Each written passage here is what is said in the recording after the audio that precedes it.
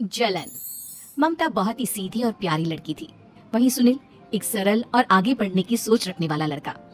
सुनील, बेटा सुनील कहाँ है?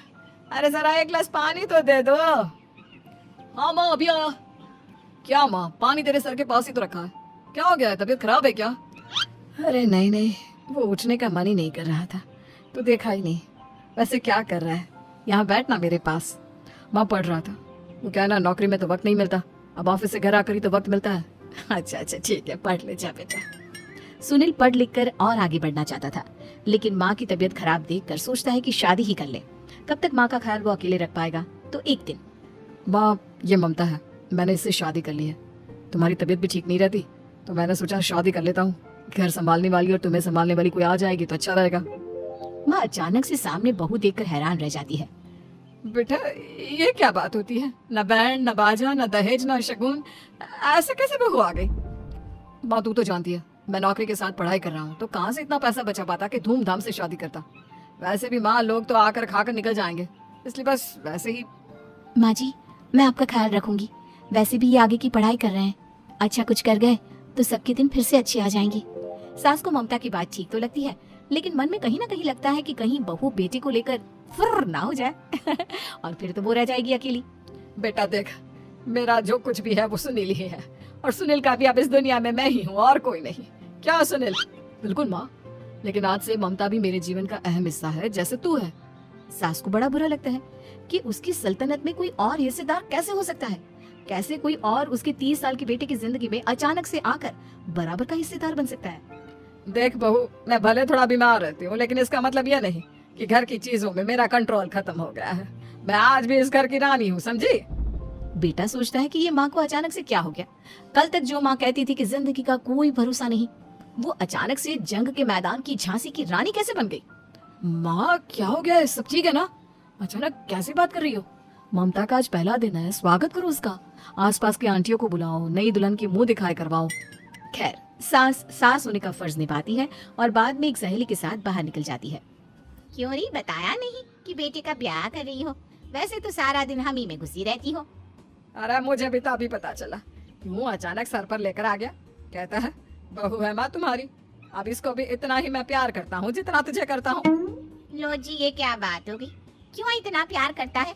अरे माँ का प्यार तो ज्यादा होता है। अब उसको तो कोई दूसरा पति मिल सकता है, लेकिन तुम ही बताओ, क्या माँ की ममता किसी और की हो सकती है? ना जी ना, बेटे को समझाओ ये बात। अरे क्या समझाऊं, मुझे तो खुद ही समझ में नहीं आ रहा कि क्या हो रहा है। जो बेटा कल तक माँ माँ करता था, अचानक से बीवी बीवी का राग आलाप रहा है। देखा, उसकी बीवी ना सुंदर और जवान है। सुंदरता के आगे तो एक से एक नहीं टिके, तो तेरा बेटा किस खेत की मूली है? सास को भी समझ में आ जाता है कि बहू की सुंदरता के आगे माँ का प्यार किसी काम का नहीं। उधर बीवी, ए जी, अम्मा जी सहेलियों को छोड़ने गई थी, अभी तक आई नहीं, हम देख आए क्या? अरे रहने दो ना, आ जाएंगी। कहाँ जाएगी, उनकी आदत है, एक बार जाती है तो पूरी पंचायत खत्म करके ही आती है। अच्छा ही है, खाना वाना खा कर गई होगी। छोड़ो ना, घूमेगी तो खाना पचेगा, नहीं तो ऐसे ही खाट पकड़ लेगी। बहू भी शांत हो जाती है। उधर सास सोचती है कि आज थोड़ा देर से ही घर जाती हूँ, जब बेटा परेशान होकर ढूंढेगा तब मजा आएगा। बीवी को खुद ही पता चल जाएगा कि माँ के आगे उसकी दाल नहीं गलेगी। लेकिन वहीं दूसरी ओर घर पर, ए जी, माँ जी अभी भी नहीं आई, हमको तो घबराहट हो रही है कि क्या करें, जाकर पता करें किसी के घर। अच्छा कहाँ जाओगी, ये भी बता दो। पहला दिन है तुम्हारा इस घर में और एक ही दिन में मोहल्ला छानोगी क्या? हाँ तो आप भी तो नहीं जा रहे हैं ना, हमको फिक्र हो रही है। अरे यार, ये रोज का है अम्मा का, खाओ और सो जाओ। बस फिर क्या था, बेटा बहू खाना खाते हैं और कमरे में सोने चले जाते हैं। उधर जब सास को कोई देखने नहीं आता तो वो हार कर घर आ जाती है, जहाँ वो देखती है कि सारे घर की लाइट्स बंद है। सास को गुस्सा आता है, बहू, ममता बहू कहाँ हो? लेकिन सारे दिन की थकी बहू को ऐसी नींद आती है जैसे किसी ने भांग की गोली खिला दी हो। वो तो नहीं उठती, उठकर आ जाता है बेटा। क्या बात है अम्मा, काहे चिल्ला रही हो? अरे सो जाओ ना, सुबह की थकी है बहू, वो सो रही है, जोर से बोलोगी तो नींद खुल जाएगी उसकी। माँ को गुस्सा आ जाता है। फिलहाल तो सो जाती है, लेकिन मन ही मन ढेर सारा जहर बहू के लिए भरा होता है। सुबह बहू चाय बना रही होती है कि सास धीरे से गैस तेज कर देती है, जिससे चाय का बर्तन जल जाता है। और जैसे ही बहू चाय का बर्तन उठाती है, उसका हाथ जल जाता है। मेरा हाथ जल गया। वो जोर जोर से चिल्लाकर इधर उधर भागती है कि सास थोड़ी देर में उसके हाथ में पानी डाल देती है। हाय रे बहू, क्या कर रही हो? पहली बार रसोई छुई हो क्या? सासू माँ गलती से गैस तेज रह गई थी और बर्तन जल गया, जिससे मेरा हाथ जल गया। अरे कितना गंदा दाग, छी छी छी छी, मुझे तो उल्टी आ रही है तेरा गला हुआ मांस देखकर। तू ना मुझे अभी साथ से खाना मत लगाना। बहू भी खुद का हाथ देखती है तो उसे भी रोना आ जाता है। कुछ दिनों के बाद सास की सहेली आती है, बहू चाय बनाकर लाती है। उसके जाने के बाद सहेली कहती है, बहू की सुंदरता ऐसी है कि कोई भी दीवाना हो जाए। वैसे तेरे बेटे का क्या हाल है? अरे वैसा ही है, बहू के पीछे लट्टू। क्या करूं कुछ समझ में नहीं आ रहा। मैंने तो बहू के चेहरे पर दिवाली के पटाखे की चक्री फेंक दी, उसका पूरा चेहरा जल गया। अब देखो ना रही सुंदरता, और ना ही अब मेरा बेटा उसे पूछता है। अरे अब तो वो उसे छोड़कर दूसरी भी देखने को बोल गया है मुझे। बहू सारी बात सुन रही होती है। आंटी एक बात बताइए, क्या भरोसा है कि दूसरी सही आए और आपके अनुसार रहे? देखिए आंटी, मेरी सासू माँ को गलत बात सिखाने की जरूरत नहीं है। हमारा परिवार साथ में खुशी से रह रहा है।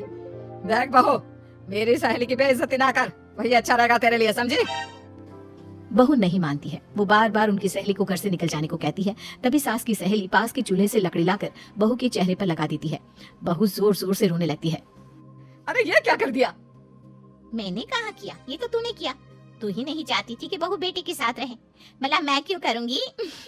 मैं तो चली, निपटो अब। बहू रो रही होती है, दर्द से चिल्ला रही होती है, लेकिन सास उसे डॉक्टर के पास नहीं ले जाती। तभी पति आता है। क्या हो गया ममता? ये दाग कैसे लगा? तुम कैसे जली?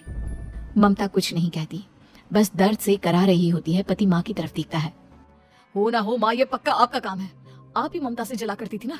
देखना माँ, अब पुलिस आएगी, केस बनेगा, लेकिन पहले मैं ममता को अस्पताल लेकर जा रहा हूँ। सभी अस्पताल जाते हैं, जहाँ डॉक्टर ममता की सास से कहते हैं, आपने तो नहीं जलाया ना बहू को?